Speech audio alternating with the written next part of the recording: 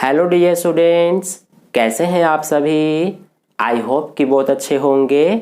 तो इस वीडियो में हम कक्षा 10 का प्रश्नावली 15.1 का क्वेश्चन नंबर 17 और 18 को सॉल्व करेंगे। तो देखिए, क्वेश्चन नंबर 17 में हमसे क्या कहा गया है, इसमें हमें दो पार्ट दिए गए हैं। तो फर्स्ट पार्ट में हमसे कहा गया है कि 20 बल्बों के एक समूह में 4 बल्ब खराब हैं। इस समूह में से एक बल्ब यादृच्छा निकाला जाता है। इसकी क्या प्रायिकता है कि यह बल्ब खराब होगा। तो देखिए, इसका सॉल्यूशन कैसे करेंगे हम। ये हमारा क्वेश्चन नंबर 17 के फर्स्ट पार्ट का सॉल्यूशन कर रहे हैं।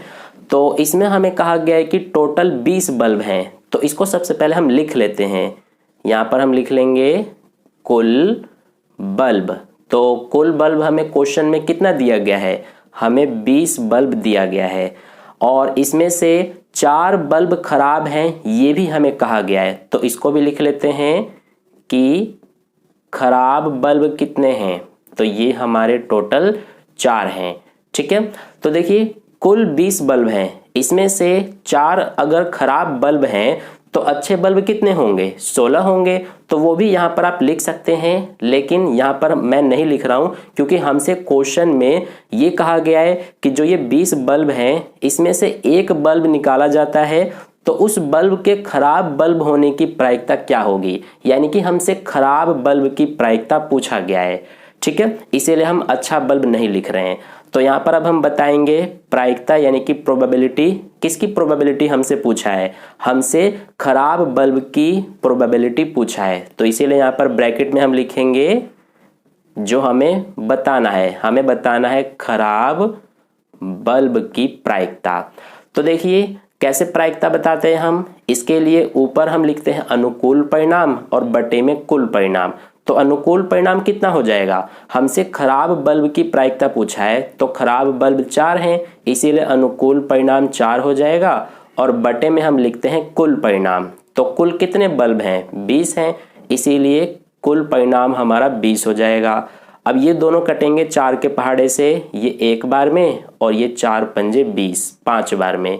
तो ये हमारा आंसर आ रहा है 1/5, यानी कि खराब बल्ब की प्रायिकता जो है ये हमारा 1/5 हो जाएगा।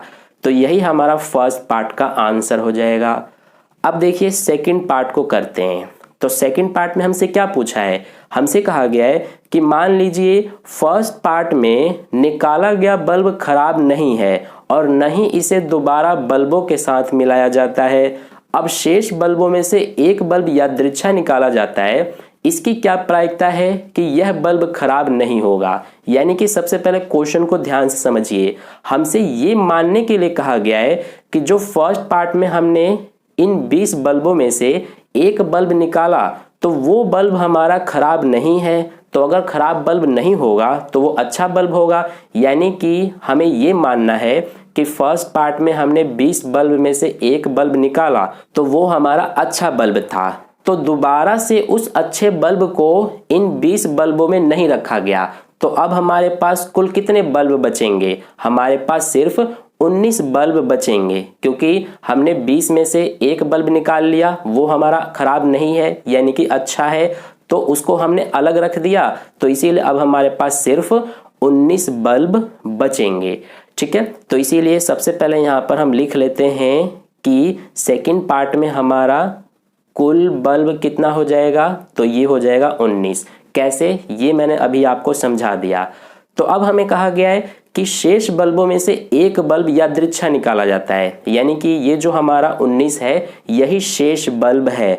तो इसमें से हमने एक बल्ब निकाला तो इसकी क्या प्रायिकता है कि यह बल्ब खराब नहीं होगा। यानी कि 19 बल्बों में से एक बल्ब हमने निकाला तो उस बल्ब के खराब नहीं होने की प्रायिकता हमसे पूछा है। तो खराब नहीं होने का मतलब क्या है कि अच्छा बल्ब होगा। ठीक है, तो यहाँ पर सबसे पहले हम डिटेल लिख लेते हैं। हमने कुल बल्ब लिख लिया 19। अब यहाँ पर हम ये भी लिख लेते हैं कि खराब बल्ब कितने हैं। तो खराब बल्ब तो हमारे 4 ही हैं। इसके अलावा अच्छे बल्ब कितने हो जाएंगे, तो यहाँ पर हम अच्छे बल्ब भी लिख लेते हैं। देखिए अगर कुल 19 है, इसमें से 4 खराब हैं तो 15 हमारे अच्छे बल्ब होंगे। ठीक है, अब हमसे प्रायिकता किसकी पूछा है कि बल्ब खराब नहीं होगा, इसकी प्रायिकता हमसे पूछा है। तो यहाँ पर हम प्रायिकता बताएंगे, यानी प्रोबेबिलिटी। किसकी प्रायिकता पूछा है? खराब बल्ब नहीं की प्रायिकता पूछा है। ठीक है, तो देखिए खराब बल्ब नहीं का मतलब क्या है कि अच्छे बल्ब, तो अच्छे बल्ब हमारे 15 हैं, इसीलिए अनुकूल परिणाम 15 हो जाएगा और बटे में हम क्या लिखते हैं? कुल परिणाम। तो इस बार हमारा कुल परिणाम 19 हो जाएगा क्योंकि कुल बल्ब 19 हैं। ठीक है, यानी कि सेकंड पार्ट का आंसर ये हो जाएगा 15/19। तो इस तरह से क्वेश्चन नंबर 17 का सॉल्यूशन कंप्लीट हुआ। अब चलिए हम क्वेश्चन नंबर 18 को करते हैं। तो देखिए क्वेश्चन नंबर 18 में हमसे क्या कहा गया है? एक पेटी में 90 डिस्क हैं जिन पर 1 से 90 तक संख्याएं अंकित हैं। यदि इस पेटी में से एक डिस्क यादृच्छा निकाली जाती है तो इसकी प्रायिकता ज्ञात कीजिए कि इस डिस्क पर अंकित होगी फर्स्ट में 2 अंकों की एक संख्या, सेकंड में एक पूर्ण वर्ग संख्या और थर्ड में 5 से विभाज्य एक संख्या।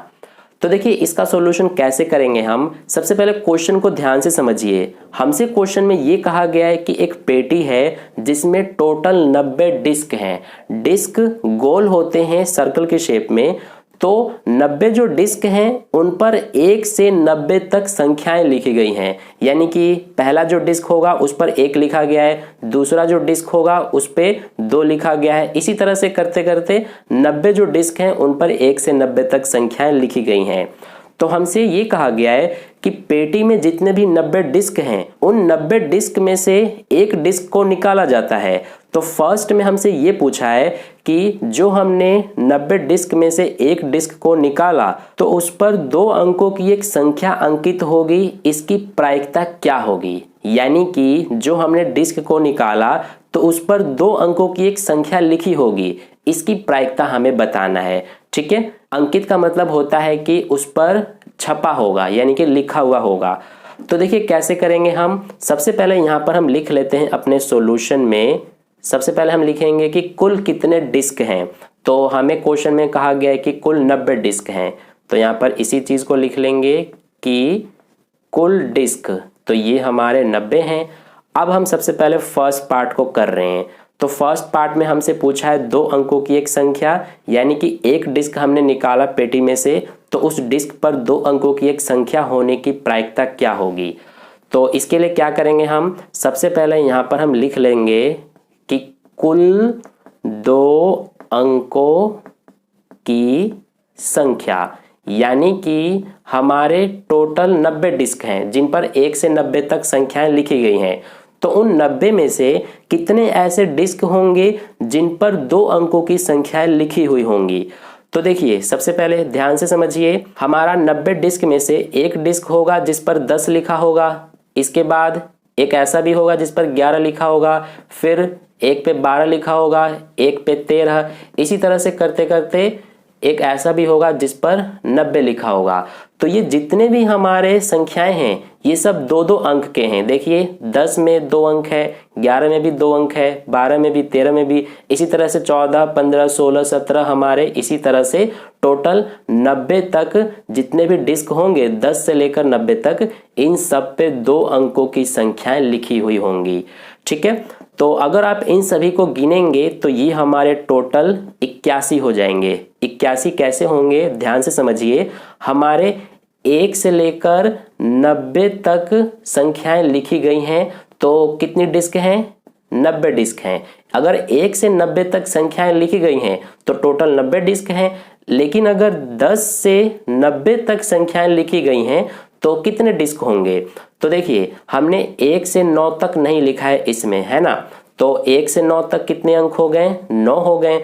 तो इसीलिए 90 में से हमने 9 को घटा दिया तो ये हमारा 81 बच गया।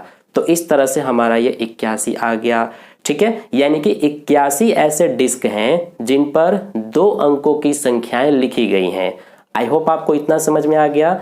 अब हम बताएंगे जो हमसे पूछा है फर्स्ट पार्ट में। तो हमसे 2 अंकों की एक संख्या का प्रायिकता पूछा है, तो यहाँ पर लिखेंगे प्रायिकता किसका बताना है हमें? 2 अंकों की संख्या का। तो इसको हम ब्रैकेट में इस तरह से लिख लेते हैं।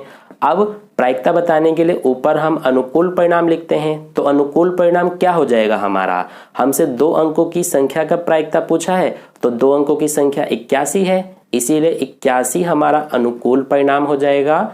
और बटे में कुल परिणाम लिखते हैं, तो कुल परिणाम यानी कि कुल डिस्क, तो कुल डिस्क हमारे 90 हैं, तो इसीलिए कुल परिणाम 90 हो जाएगा। अब ये दोनों कटेंगे 9 के पहाड़े से, ये 9 9 81, ये 9 10 90, यानी कि हमारा पेटी में से जो हमने डिस्क निकाला उस पर 2 अंकों की एक संख्या अंकित होगी, इसकी प्रायिकता 9/10 है, यानी कि फर्स्ट का आंसर हमारा 9/10 हो जाएगा। अब देखिए सेकंड पार्ट को करते हैं। तो सेकंड पार्ट में हमसे पूछा है कि एक पूर्ण वर्ग संख्या, यानी कि हमने पेटी में जो 90 डिस्क हैं उनमें से एक डिस्क को निकाला, तो उस पर एक पूर्ण वर्ग संख्या अंकित होगी, यानी कि एक पूर्ण वर्ग संख्या लिखी होगी, इसकी क्या प्रायिकता होगी। तो इसके लिए क्या करेंगे हम कि यहाँ पर सबसे पहले कुल पूर्ण वर्ग कितनी संख्याएं हैं वो लिखेंगे। तो यहाँ पर लिखेंगे हम कुल पूर्ण वर्ग संख्या, ठीक है। तो देखिए हमारा 1 से लेकर 90 तक, ये जो 1 से लेकर 90 तक डिस्क हैं, तो इनमें कितने पूर्ण वर्ग संख्याएं होंगी। पहला हमारा 1 हो जाएगा, क्योंकि 1 भी हमारा पूर्ण वर्ग संख्या होता है। किसका वर्ग होता है ये, 1 का ही, क्योंकि 1 का वर्ग करेंगे तो 1 ही आएगा। इसके बाद अगला हमारा पूर्ण वर्ग संख्या 4 हो जाएगा, 4 2 का वर्ग होता है। अगला हमारा हो जाएगा 9, फिर इसके बाद 16, फिर 25, फिर इसके बाद 36, फिर 49, इसके बाद 64, ये हमारा 64 हो गया, फिर 81, यानी कि ये सारे हमारे 1 से लेकर 90 तक जो संख्याएं हैं उनके बीच में यही सारे पूर्ण वर्ग संख्याएं हैं, ठीक है। अब गिन लेते हैं ये कितने हैं, 1 2 3 4 5 6 7 8 9, तो हमारे टोटल 9 पूर्ण वर्ग संख्याएं हैं 1 से लेकर 90 के बीच में। तो ये हमने लिख दिया। अब हम बताएंगे प्रायिकता। तो यहाँ पर लिख लेते हैं प्रायिकता, यानी कि प्रोबेबिलिटी हमें किसकी बतानी है, पूर्ण वर्ग संख्या की। तो ब्रैकेट में हम क्या लिखेंगे, पूर्ण वर्ग संख्या, ठीक है। तो देखिए हमें पूर्ण वर्ग संख्या की प्रायिकता बताना है, तो कितने पूर्ण वर्ग संख्या है कुल, तो ये 9 है, तो हमारा अनुकूल परिणाम 9 हो जाएगा। और बटे में कुल परिणाम, तो कुल परिणाम यानी कुल डिस्क, तो कुल डिस्क 90 हैं, तो ये कटेंगे 9 के पहाड़े से, ये 1 बार में, ये 10 बार में, तो 1/10 ये हमारा प्रायिकता हो जाएगा पूर्ण वर्ग संख्या की। यानी कि 90 में से हमने एक डिस्क को जब निकाला तो उस पर एक पूर्ण वर्ग संख्या अंकित हो गई, इसकी प्रायिकता 1/10 हो जाएगी, ठीक है। इसके बाद लास्ट थर्ड पार्ट में हमसे पूछा है कि 5 से विभाज्य एक संख्या, यानी कि हमने 90 में से एक डिस्क को निकाला तो उस पर 5 से विभाज्य एक संख्या अंकित होगी, इसकी प्रायिकता अब हमें बताना है। तो सबसे पहले यहाँ पर हम 5 से विभाज्य कुल कितनी संख्याएं होंगी 1 से लेकर 90 के बीच में वो लिखेंगे। तो यहाँ पर लिखेंगे 5 से विभाज्य कुल संख्या।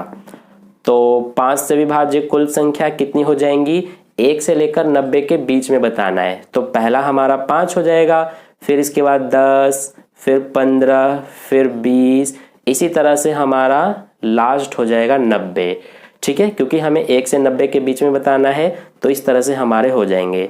अब ये हमारे 5, फिर 10, 15, 20, फिर 25, 30, 35, 40, इस तरह से 90 तक अगर आप गिनेंगे तो कुल ये जो संख्याएं हो जाएंगी ये हमारी टोटल 18 हो जाएंगे, ठीक है। ये 18 कैसे आएंगे, देखिए हमारा जो है लास्ट इसमें 90 है, तो 90 में अगर हम 5 से भाग कर देंगे तो ये हमारा 18 आ जाएगा। यानी कि 18 हमारे 1 से लेकर 90 के बीच में 5 से विभाज्य संख्याएं हैं, ठीक है। तो अब हम यहाँ पर बताएंगे प्रायिकता 5 से विभाज्य संख्या की। तो यहाँ पर लिखेंगे प्रोबेबिलिटी यानी प्रायिकता किसकी बतानी है हमें, 5 से विभाज्य संख्या की। तो सबसे पहले हम अनुकूल परिणाम लिखेंगे, तो अनुकूल परिणाम 18 हो जाएगा और बटे में कुल परिणाम 90 हो जाएगा। तो ये 18 एकम 18, 18 पंजे 90, यानी कि 1/5 ये हमारी प्रायिकता है, यानी कि थर्ड का आंसर ये हमारा हो जाएगा 1/5। तो इस तरह से क्वेश्चन नंबर 17 और 18 का सॉल्यूशन कंप्लीट हुआ। आई होप आपको अच्छे समझ में आ गया है। तो अगर आपको वीडियो अच्छा लगा है तो वीडियो को लाइक जरूर कर देना और अपने दोस्तों के साथ भी शेयर कर देना। और अगर आपने अभी तक चैनल को सब्सक्राइब नहीं किया है तो चैनल को सब्सक्राइब करके साइड में जो बेल आइकन आता है उस पर ऑल पे क्लिक कर लेना, ताकि नेक्स्ट वीडियो जैसे ही अपलोड की जाए उसका नोटिफिकेशन सबसे पहले आप तक पहुंच जाए। तो फिर मिलते हैं नेक्स्ट वीडियो में नेक्स्ट क्वेश्चंस के साथ। धन्यवाद।